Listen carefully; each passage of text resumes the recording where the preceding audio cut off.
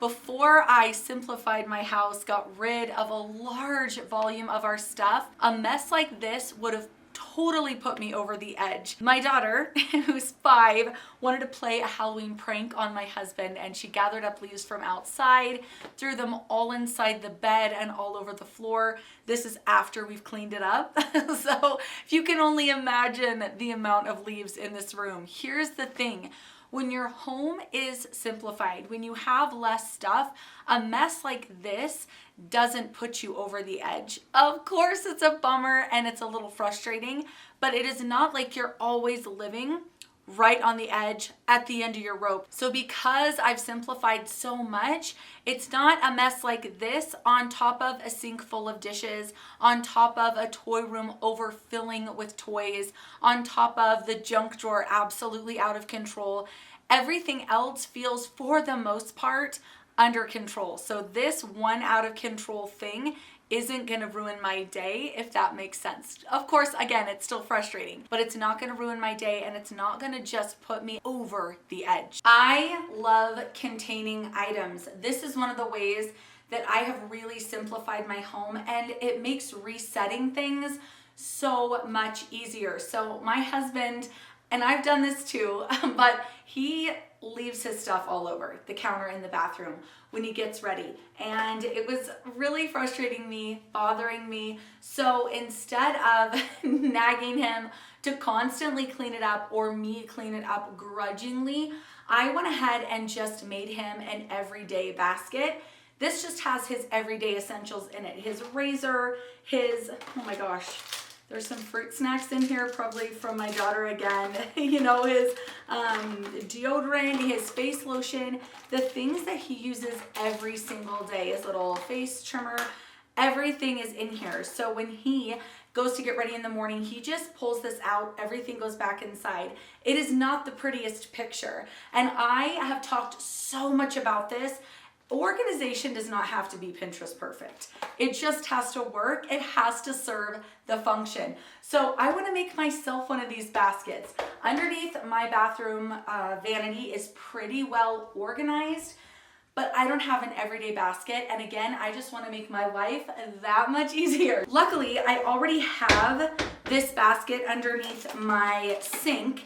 It's got all my hair tools in it. I only wash my hair once a week, maybe twice. So a lot of this is just sitting under my vanity, not being used throughout the week. So let's go ahead and clear this out and only keep in here what I'm gonna use every day, which is gonna be my hairspray and dry shampoo and my hairbrush. So I'm gonna go ahead and put these in the closet where I can get to them easily, but they're not taking up this valuable real estate in my bathroom. For this everyday bag, I'm gonna get my hairspray, the dry shampoo, my brush, and then my makeup bag.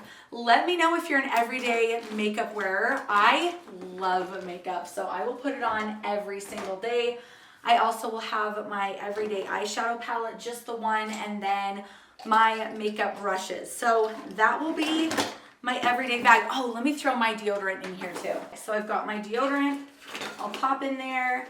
And then as far as my toothpaste and toothbrush, I don't have a little cap for my toothbrush, so I'm gonna leave that out for now. But I think that's a good everyday bag. If I think of something I'm missing, or if you can tell, oh my gosh, Candace, you're totally missing, fill in the blank, let me know. But I think that'll be nice. I'll just stick this right under my sink and I'll pull it out every day and have everything I need. I love this because essentially you're cleaning as you go. Everything that you use just gets put right back in the same basket. It makes it really, really easy. And I find the more simple the system, the easier it is to just continue to use it. And it's just very effective in keeping and getting your home tidy. So Halloween was yesterday. I had a bunch of family in town. Something that I highly recommend doing, I'm gonna drop this pile, is staying on top of the laundry as much as you can. This includes when you see something that you know the kids have outgrown, or the season changed and you're like, oh my gosh, we don't need shorts anymore, it's freezing. Go ahead and set these things aside. The trick is you have to take care of them right away.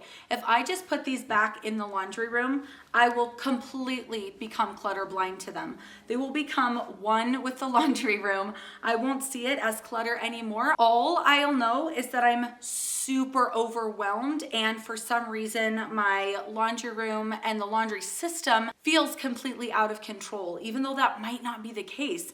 It's because I didn't take care of these piles and they're just sitting there. So I'm gonna put these in the basement now, along with making sure, again, no matter how busy I am, that I'm keeping the laundry rotation going. Let's talk about dishes.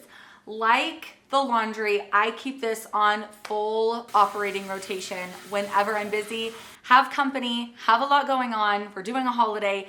It doesn't matter, I will keep this going. Those are the two things, if nothing else, that I will keep running fully in my home.